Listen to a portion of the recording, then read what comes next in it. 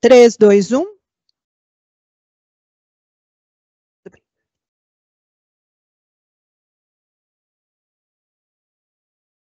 Retornando à sessão ordinária do Conselho Superior da Defensoria Pública de número 849, dando início à manifestação dos conselheiros sobre assuntos, excelentíssimos conselheiros e conselheiras sobre assuntos diversos, temos a inscrição da excelentíssima conselheira Mariana Borgherese. Bom dia, com a palavra. Bom dia, presidente.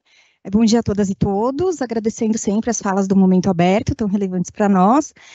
Primeiramente, eu preciso parabenizar imensamente a gestão, em nome da nossa Defensora Pública Geral, aqui presente, pela sanção dos nossos projetos de lei de valorização da nossa defensoria, mas não só por isso, né, que já seria muito, mas parabenizar também por trazer o CONDEG aqui para a nossa sede da Defensoria, para o Palácio dos Bandeirantes, na presença do próprio governador do estado, em um gesto de grande repercussão, não só para a nossa Defensoria de São Paulo, mas para a valorização de todas as defensorias do país, em cumprimento à nossa missão institucional. Isso simboliza uma defensoria pública independente, autônoma, responsável, dialógica e alinhada com todos os poderes. E isso realmente engrandece a nossa instituição, o nosso acesso à justiça. Então, o trabalho de Vossa Excelência é especialmente relevante para este momento atual da Defensoria Pública, mas certamente ficará para a história da nossa instituição com muito orgulho. Então, tem sido realmente uma honra acompanhar os trabalhos realizados em tão curto tempo. Isso demonstra uma soma de esforços, né? Todas as comunicações da presidência semanalmente voltadas para a nossa atividade fim e também em diálogo com o poder executivo, com o legislativo, com o judiciário, com a sociedade civil, por meio inclusive da mídia, divulgando o nosso trabalho, trazendo os usuários para perto de nós. Tudo isso foi essencial para que a gente pudesse colher esses frutos de forma tão eficiente. Então, eu parabenizo imensamente os esforços da gestão, porque a qualidade dos nossos colegas sempre foi inquestionável, mas agora, de fato, nós estamos conseguindo mostrar o trabalho que nós fazemos, e isso é extremamente gratificante, tanto para nós, quanto para os nossos quadros de servidores, que são essenciais para isso, e também, principalmente, para os nossos usuários e usuárias. Então, fica aqui o meu muito obrigada em nome de toda a nossa instituição, de toda a nossa carreira e de todas as defensorias públicas também, com certeza. Com relação à remoção, eu recebo com satisfação a resolução que foi dada pela Defensoria Pública Geral, dentro daquilo que era possível, não é mesmo? Foi criado um cargo de execução criminal. Agradeço também e parabenizo por ter sido criado um cargo de execução, porque realmente é prioritário para a nossa instituição. Nós temos hoje centenas e milhares de pessoas presas, e nós temos quase 200 mil pessoas presas, com esse número cada vez maior, e de fato nós não temos defensores naturais para todos, nós temos um ato de designação do DECRIM para dar conta, mas é essencial que tenhamos defensores naturais para tanto. Então, a solução, ela atende o interesse público, e feliz também pela colega que pôde ter o seu pleito contemplado a contento. Sei que não é o caso aqui, porque já está resolvido, mas aqueles conselheiros que tenham se removido nesse último processo, eu apenas faço o pedido que não se manifestem por uma questão de impedimento, até porque são partes interessadas para tanto. Também preciso me... Não, eu só fiz um pedido. Não, eu só fiz um pedido de impedimento.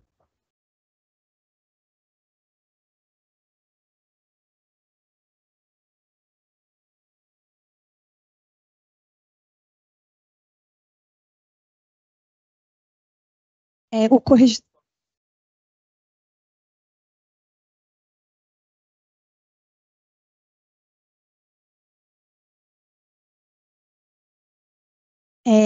acho que não deu para ouvir na gravação, mas o corregedor disse que estou eventualmente abusando de algum poder de polícia. Vossa Excelência poderia me corrigir. Bom, diante da corregedoria ter dito que estou abusando de algum poder de polícia, não vou me manifestar, porque afinal de contas temos uma questão hierárquica na carreira a ser seguida. E eu entendo muito bem de hierarquia e sigo. Agradeço a Vossa Excelência. Excelentíssimos conselheiros,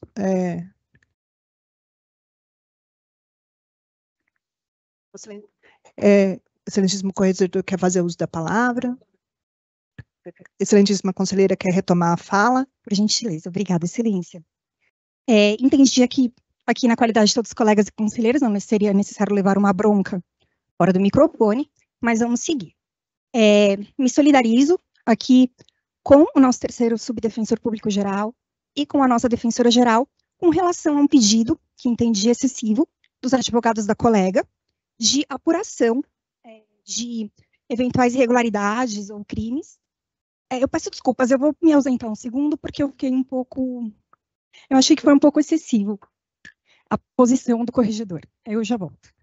Eu passo para as próximas palavras e retomo. Eu vou pedir ao excelentíssimo segundo subdefensor público-geral para acompanhar a nossa excelentíssima conselheira, tentando aqui pedir a vossas excelências que a gente continue a sessão sempre de forma harmoniosa, como a gente tem tentado sempre, claro, todos aqui sempre fazendo uso da palavra, é a intenção de que a gente tenha um espaço que seja respeitoso entre todos e todas. Vou seguir aqui pela ordem de inscrição das manifestações. O excelentíssimo conselheiro Luiz Eduardo Coelho, com a palavra. Senhora presidente e senhores conselheiros, peço a palavra para manifestar sobre os assuntos que nessa semana tivemos aí em frente, e destacando alguns pontos que acredito serem bastante importantes nas nossas falas, né? Como mencionado pela presidência, estive presente na abertura da reunião do CONDEG, estive também na presença do professor Kazuo Watanabe, e com ele troquei rápidas palavras e ouvi suas manifestações, e conecto toda essa manifestação dele a alguns tópicos que, para mim, vão ter que guiar nossos próximos comportamentos com relação à nossa atuação institucional. Somando a fala do professor Kazuo Watanabe, no que diz respeito ao acesso à justiça, a importância da Defensoria Pública e as formas diversas de solução de conflitos, especialmente fugindo do tradicional judicialização e conciliação, né? Ele abre um pouco o espaço para acima disso. E ele falou e disse que as coisas podem funcionar de uma outra forma. A outra forma que ele disse que pode se funcionar é a própria Defensoria Pública sendo um vetor de solução de conflitos, especialmente em conflitos individualizados. E aí eu puxo o gancho para coisa que me preocupou, a primeira coisa que me preocupou bastante nesta semana, que foi fala da presidência, que é a questão que envolve o acesso à saúde e a aparente federalização de alguns tipos de conflitos, no que diz respeito ao acesso a tratamentos de alto custo, e também as dificuldades de obtenção de prova com relação a isso, que hoje, segundo o entendimento do ministro Gilmar Mendes, passariam do razoável no que toca ao fornecimento de provas medicamentosas de que determinado tratamento é necessário ou não. Eu sei que a Defensoria Pública acompanhou e tem acompanhado esses movimentos, mas não é uma crítica com relação à atuação da Defensoria Pública, é uma crítica com relação aos nossos próximos passos que podem acontecer. A minha preocupação qual é? A Defensoria Pública da União, infelizmente, não tem uma capilaridade plena, nós também não temos, mas é fato que estamos, assim, talvez mais próximos nas unidades de atendimento, temos uma estrutura mais capilarizada, e especialmente, talvez não com o uso pleno que deveria ser, mas somos talvez a porta de acesso a inúmeras pessoas que nos procuram em tratamentos de alto custo. Temos um núcleo especializado de pessoa com deficiência, que atua de forma clara nessas demandas, que participa disso, mas o fato me parece que da forma como está, a Defensoria Pública se apequenou no acesso à justiça e perde uma bandeira institucional, e quem perde com isso são os nossos defendidos, que terão dificuldade de obter medicamentos e tratamentos de alto custo quando eles passarem do teto estabelecido no voto e quando não tiver acesso a médicos que consigam fazer o cadastramento dos medicamentos e tratamentos num sistema próprio. Com todo respeito ao ministro e as condições do voto, etc., mas nós vivemos em muitos Brasis, né? E nas periferias da cidade, os lugares que eu tenho acesso, se muito tem médico. Quanto mais um médico que tenha disponibilidade para acessar um sistema e cadastrar um tratamento eletronicamente. Isso é realmente uma visão que limita o acesso aos nossos assistidos e me preocupa muito. Na verdade, conversava no começo da sessão com a presidência e sobre isso disse claramente, me parece que nós perdemos uma questão institucional bastante grave, e os assistidos também são colocados numa berlinda muito perigosa, que basicamente representa o não acesso. Então, isso me preocupa muito, e conecto já com o segundo tema. Eu geralmente falo um pouco, mas hoje eu vou ter que falar um pouco mais. A questão dos juízes garantistas também me preocupa muito. Conversamos sobre isso algumas vezes, é inaugural para a Defensoria Pública de São Paulo, mas as coisas postas como estão, na situação atual, é importante que a carreira reflita sobre isso, tenha acesso ao ato do Tribunal de Justiça e saiba que as coisas caminham com bastante, digamos assim, bastante preocupação, pelo menos, de quem atua diariamente nesse tipo de atividade. Os juízes de garantias concentrará as audiências de custódia, concentrará as fases pré-processuais, concentrará os acordos de não persecução penal, concentrará os atendimentos, inclusive nos locais em que nós não estamos hoje. Então, por exemplo, comarcas que não são atendidas pela Defensoria Pública hoje, as NPPs serão feitas por esse juízo de garantias em locais que nós não temos atendimento. Será bastante complexo acolher os assistidos, ter acesso a eles, a seus documentos, as suas informações. Então, assim, é meio que uma expansão forçada da Defensoria. É a Defensoria Pública chegando em locais que nós não estamos. Mas falei claramente isso. As outras carreiras, a magistratura e o Ministério Público, por razões históricas, possuem um número de membros muito maior que nós. Nós temos uma limitação muito severa de colegas. Colegas se desdobram em atividades.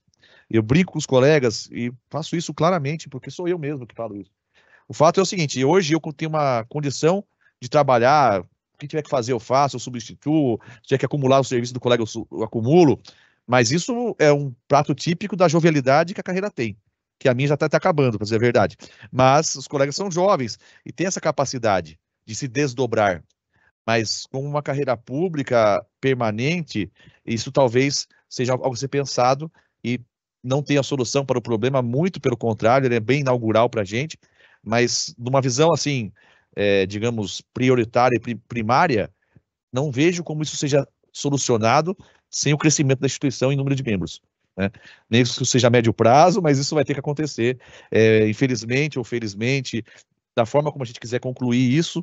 O fato é que necessitamos urgentemente de pensar nisso, entender que, para a magistratura, os magistrados conseguiram um acréscimo de membros para essa atividade. Foi aprovado recentemente cargos de magistrados de primeiro grau para fazer frente a essa demanda e outras tantas demandas que eles possuem. Legítimo da parte deles. Nós também acho que vamos ter que seguir este caminho, porque o número de colegas para a atividade não será suficiente, não será capaz de ser atingido na estrutura atual. Pelo menos é a visão que eu faço nesse primeiro momento.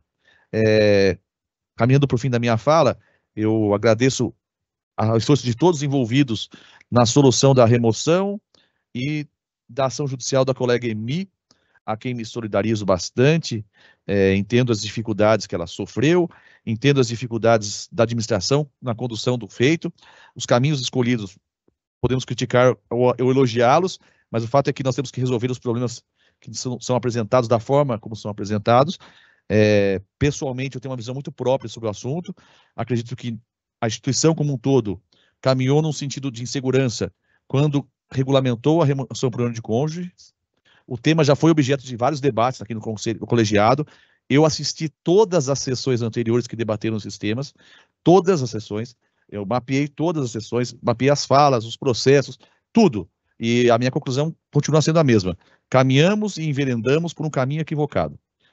Não é agora uma questão de você é favorável ou contra no seu íntimo. É uma questão de há previsão legal e constitucional para tanto. E havendo previsão legal e constitucional para tanto, é assim que as coisas devem ser operadas.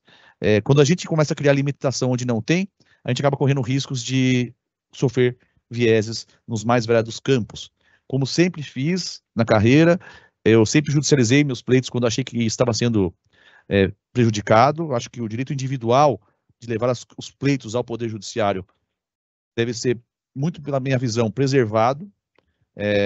Mas talvez ali pudesse ser diferente. Talvez, mas pudesse ser diferente tanta coisa. Tantos comportamentos poderiam ser diferentes, mas o fato é que é preciso ter muita coragem, muita disponibilidade, muita energia para entrar com ações judiciais contra a instituição a qual pertence. Então é bastante louvável isso. Eu sei que às vezes a gente fica chateado, às vezes nos coloca numa situação desconfortável, e é natural que seja assim, mas eu disse à presidência e digo aos colegas, o erro está na gênese. A norma que disciplinou isso merece uma atenção especial desse colegiado para a sua alteração. São tantas regras que foram alteradas, em tantas mudanças, se você vê os processos de alteração disso, é um emaranhado de decisões bastante complexo até para compreensão, para entender como ficou. Mas eu fiz essa leitura e, pela minha perspectiva, as coisas chegaram a este ponto porque a norma de origem possui um defeito de origem. E aí, a partir daí, as coisas caminharam mal, uma atrás da outra. Desde a elaboração da norma, a apreciação do pedido dela no colegiado anterior, aí a judicialização é o direito da pessoa, e aí quais decisões tomarem, foi tudo muito em cima da hora. Isso consumiu muito da energia de todos os envolvidos aqui, e, obviamente, quando consome uma energia de um lado, a gente deixa de fazer outra coisa de outro lado. E assim é isso mesmo. Então, vamos tentar ser mais preventivos, e aí é nesse sentido que eu gostaria de caminhar. Tentar mais ser preventivo, mapear esses problemas e começar a tentar antecipá-los para que a gente não seja pego aí de sopetão. Sei que a gestão é nova nessa atividade, mas infelizmente a gente tem que tentar, de alguma forma ou de outra, tentar conduzir as coisas de uma forma a evitar esse tipo de problema, né? Porque senão, suspenso o concurso de remoção, inúmeros colegas estariam em insegurança. Não garantido o direito da colega, estaríamos violando uma norma. E aí, eu acho que essa norma de família, pelo menos a minha perspectiva, tem uma proteção constitucional, tem regra na Constituição estadual, tem regra na lei federal, na lei estadual. Então, assim, é difícil ficar remando contra a maré por preceitos próprios ou individuais.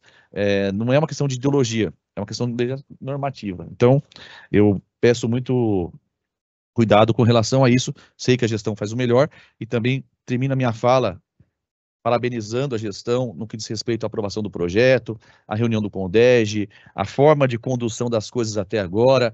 É louvável enxergar isso. Fiz vários elogios já, tanto publicamente quanto individualmente. Fiz questão de estar presente na sessão do CONDEG para prestigiá-los e entender que, como sempre tenho dito, por mais que haja divergência de entendimento em alguns pontos específicos, se nós não tivermos maturidade suficiente e nem hombridade suficiente para conduzir as coisas, tudo fica muito mais difícil. Gasta-se tempo útil com coisa inútil. Então, sei que é difícil, sei que é uma gestão de egos e interesses, mas o fato é, acima de tudo, temos um interesse primário que é fazer a instituição evoluir, a instituição crescer, conquistar espaços, avançar. E, para isso, é preciso ceder nos seus interesses pessoais e construir consensos super relevantes na condução da carreira. Então, sei que as pessoas às vezes aguardam o show de calouros, né? Aguarda o telequete, como para os mais antigos, né? Aguardam o telequete. Mas isso, infelizmente, não faz parte da forma adequada de condução do que eu acho adequado para a instituição. Em 17 anos perdemos anos improdutivos em discussões cerebrinas, que não levaram ninguém a lugar algum. Então, chegou a hora de a gente ter bom senso, e, para mim, essa gestão representa um pouco disso, sim, ter o bom senso necessário para caminhar em mares mais calmos. Não tem uma sessão desse de greve de colégio que a gente não tem uma emergência a resolver. Sempre tem uma aparecendo, né? Então, vamos tentar planejar as coisas agora. Ter um pouco de calma, respirar, entender que as coisas podem ser um pouco mais, mais fáceis para todos. Dito isso, acuso também duas falas específicas. Eu tive contato com o presidente da Comissão de Prerrogativas, que me fez um pedido específico no que tange a substituição do colega que lá está, né? Pediu para ser desligado e outro ser designado. Esse processo eu pedi já que seja incluído na pauta do dia.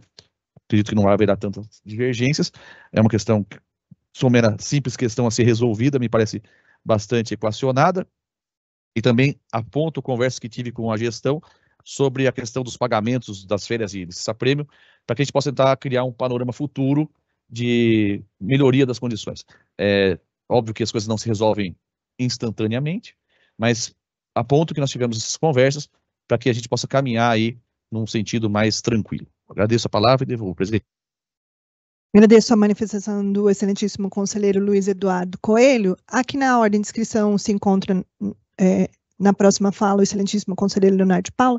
Gostaria de pedir, se Vossa Excelência me permite, porque a conselheira Mariana Borgherese pediu para retomar a fala. Se Vossa Excelência, agradeço. Com a palavra, excelentíssima conselheira Mariana Borgherese. Obrigada, presidência. Obrigada, conselheiro Leonardo. Eu precisei me ausentar da sessão, porque, de fato, eu recebi com muita surpresa e medo as palavras do nosso corregedor-geral. O que aconteceu? Eu sustentei o impedimento dos colegas, sem citar nomes, envolvidos diretamente na lista de remoção. Bom, impedimento porque são partes diretamente interessadas. Acho que não seja nenhum abuso citar impedimentos legais, inclusive. Né? Fiz esse pedido, não disse que eles estariam abusando disso, nem nada. Que bom que a senhora já está olhando para mim, conselheira Fernanda. O conselheiro, então, corregedor-geral, fora do microfone, gritou, disse em voz alta, que eu estou abusando do poder de polícia, sustentando impedimentos e questionando, então, essa questão da remoção e que isso já teria sido decidido na última sessão em que eu não estava. Repetiu que estou abusando do poder de polícia, isso foi dito pelo nosso corregedor-geral. Eu perguntei se ele gostaria de falar no microfone, ele não quis, né? Mas temos aqui testemunhas. Pergunto ao corregedor-geral por que se dirige apenas a mim. Não estou na gestão e não estou na frente ampla, sou uma conselheira independente. Nível 2, abaixo de Vossa Excelência numa linha hierárquica, mas ainda assim sou conselheira eleita por esta carreira, exerço um mandato. Estou com medo de exercer meu mandato, porque a corregedoria tem um instrumento muito forte nas mãos. Vossa Excelência não coíbe abusos regimentais de questão de ordem. Na sessão em que a Frente Ampla levou o núcleo de segunda instância, inclusive a conselheira Fernanda, fazendo um abuso ali, dizendo da minha vida pessoal de forma muito pejorativa, inclusive, sustentou uma suspeição, que também se equivale muito ao impedimento, né? E Vossa Excelência nada disse a esse respeito. Acho triste. Voz alta e razão baixa, conselheiro. Aqui o senhor é conselheiro como eu. Se o senhor precisa me dar broncas, dê no telefone. No microfone, por favor. No telefone também, que a gente pode gravar. Vossa Excelência foi eleito pela Frente Ampla. É por isso que Vossa Excelência está batendo em mim agora, neste momento? Porque eu aleguei um impedimento legal? Não, eu não vou dar uma parte, eu estou dizendo que estou me defendendo aqui. Eu cansei de ser ofendido ou assistir ofensas permanentes. Não, eu estou dizendo. Excelências, gostaria de pedir a Vossas Excelências, a todos e todas que estão aqui presentes. Primeiro, um pouco de calma. Segundo, a manutenção da nossa urbanidade no trato, que é sempre o que a gente tem premido, pedido, dentro de um âmbito de uma sessão do Conselho Superior da maior defensoria pública do país, que é transmitido ao vivo pelo YouTube, para todos e todos, para a carreira que nos acompanha. Essa presidência sempre traz esse pedido a Vossas Excelências, para que a gente mantenha a urbanidade, cada um de nós usando a sua prerrogativa de fala, de uso, com toda a educação, com toda a importância que esse momento e que esse colegiado tem. Então, eu acho que, se me permitem, nesse momento, eu gostaria, de reforçar esse pedido, e 2, eu vou suspender essa sessão por 10 minutos, para que todo mundo aqui converse, reflita. Acho que é um momento oportuno para que a gente suspenda por 10 minutos, reforçando o pedido dessa presidência, para que a gente, Vossas Excelências, todos e todas, tenham em mente a importância dos papéis de cada um de nós nesse colegiado e a importância desse colegiado para uma instituição do porte da Defensoria Pública do Estado de São Paulo. Está suspensa a sessão por 10 minutos.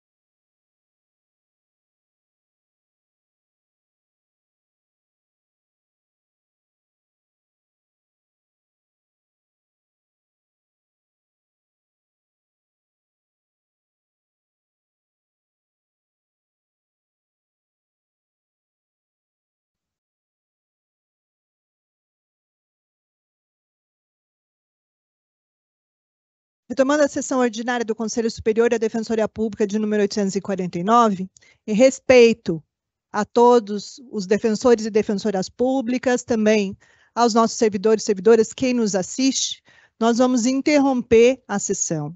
Vamos antecipar o horário do almoço e nós retornamos com a sessão às 13h30. Agradeço a todos e todas, seguimos às 13h30.